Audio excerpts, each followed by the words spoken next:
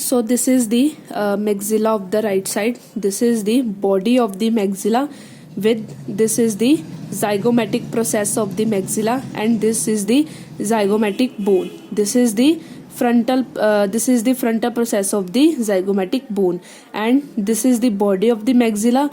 Below is the alveolar processes of the maxilla. This is the maxilla of the left side of the face.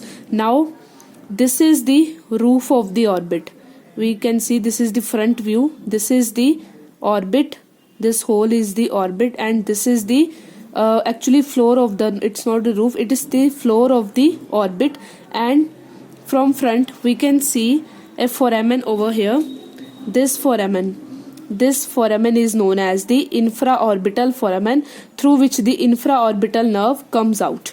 And this part is the one half of the nasal aperture. This is the nasal aperture. Now this is the front view. We have seen the body of the maxilla with the floor of the orbit and part of the nasal aperture with the alveolar processes of the maxilla. Now when we turn it in the sagittal section, that is this view, this sinus is known as the maxillary sinus. This one is known as the maxillary sinus after removing the inferior nasal concha. So this is the front view, and on this side there must be the lateral wall of the, and in this side there must be the lateral wall of the nose. But after the removal of the lateral wall of the nose, particularly the inferior nasal concha, we are able to see this part. This is known as the maxillary sinus. So it is the largest sinus. We can see it is very large, this opening. So it is the largest sinus, and it is located where it is present. It is present in the body of the maxilla. This is the body of the maxilla. It is located in this body. You can see this is the body, and it is located in the body of the maxilla. Now it is pyramidal in shape. Usually the pyramids they are just like this. The pyramids are like this. This is the pyramid having the base, and this is the apex which is directed upward. But in this case, in this maxilla, the pyramid is actually lying in horizontal position. It's like this. It is this. So the base is directed medially, that is towards the median plane, and the apex is directed laterally, that is away from it. So in this case of the maxillary sinus, this is actually the base of the maxillary sinus. You can assume this is like this. This is the pyramidal part, and this is the base, and apex, it is actually away from this base, that is it is present in this zygomatic process of the maxilla. As I told earlier that this is the body of the maxilla, and this particular part is known as the zygomatic process of the maxilla, which actually go towards the zygomatic bone. So the pyramid is actually lying in horizontal position with base directed medially, that is towards the nose, towards the median part of the nose, and apex is directed laterally, which lies in the zygomatic process of the maxilla. So this is the thing. Now relations are very important. So we can see over here, this here lies the pyramid, where is assume my finger is the maxillary sinus, that is the pyramidal in shape. So its roof is formed by, you can see roof is above. The roof of the maxillary sinus is formed by this floor of the orbit. This is the floor of the orbit. So floor of the orbit, it actually forms the roof of the maxillary sinus, while the floor of the maxillary sinus is formed by the alveolar process of the maxilla. It's like this. Pyramid is lying horizontally with roof upward and floor downward. Roof is formed by the floor of the maxilla, and the floor is formed by the alveolar process of the maxilla. Now one more thing here, that it is also the first sinus to develop. It is the first sinus to develop. Now this is an isolated maxilla, and this is the isolated maxillary sinus. So in isolation, the maxillary sinus, it assumes very large, that is it is very large in shape. However, in the intact skull, its size, it is reduced by 3 to 4 mm, because it is covered from above by the uncinate process of the ethmoid, because ethmoid bone lies just here. This is the maxilla, ethmoid bones just lie over here in the upper part of the nose. So one process of it projects downward and it covers the upper part of the maxillary sinus, and it is known as the uncinate process. So from above by the uncinate process, and from below, that is here lies the inferior nasal concha, and behind there is the perpendicular plate of the palatine bone. So all these structures, they actually somewhat cover the maxillary sinus and reduce its size. So this is all about the maxillary sinus. Now clinical of the maxillary sinus is very important. So first clinical is that the maxillary sinus, it is most commonly involved in infection. First thing is this. Now the drainage of this sinus, it is very difficult. Why it is difficult?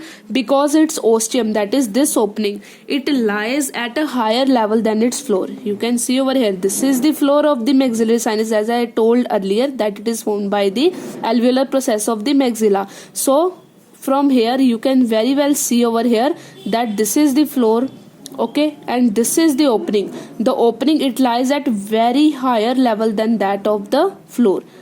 So it is very difficult to just put a needle and just send it in far distance over there, because its ostium, that is opening, it lies at a very higher level than its floor. You can see about this much difference is there.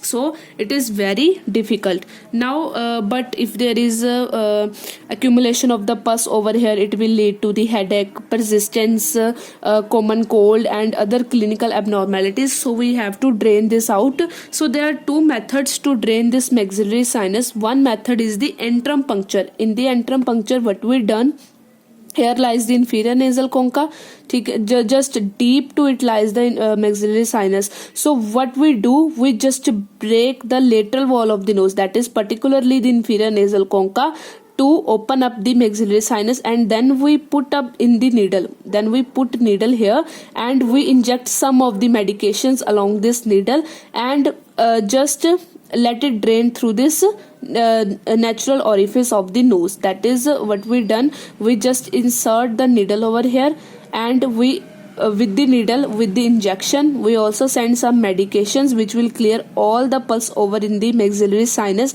Then what we do, we ask the patient to down his head, that in a head lying position, we ask the patient to down his head, so that the maxilla, it is tilted like this, and all this will drain out of the nose and the pus will clear out. So this thing is known as the antrum puncture.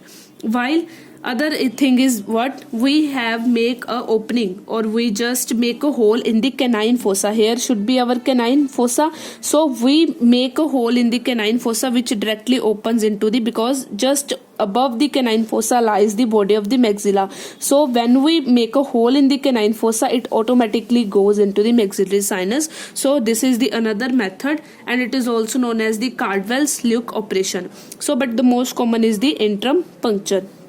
So this is all about this. Now last thing is the carcinoma of the maxillary sinus. So carcinoma of the maxillary sinus, it will affect it all its mucosal lining, and it will try to spread out in cases of the malignant carcinoma. So what happened, it will try to go upward, and upward lies our roof of the orbit. So what it will do, it will invade the orbit. Here it will go upward, and here lies the eyeball. So by invasion of this, there is pressure on the eyeball, which just force the eyeball to protrude out, and in this condition proptosis occur, and also there is defect in the vision. That condition is known as the diplopia. So sometimes here also lies the infraorbital nerve in the infraorbital foramen. So what happens, if the pressure is so much, then it will also affect this infraorbital nerve, and it will cause the pain all over this area, that is over the body of the maxilla. So last, there the invasion may go downward, that the carcinoma, the cancer cells may go downward up to the palate, and it will cause the palatine ulcers also, and it may also go laterally. What will then cause there, they will cause the lateral swelling of the face. Then they will also tend to spread medially towards the nose. So here lies our concha, lies palatine ganglion, everything is there. So it will try to cause the nasal obstructions, and it will also causes the epitaxis over here, that is all the arteries are also involved here. So in this case the carcinoma, it tries to spread in all direction, leading to various signs and symptoms.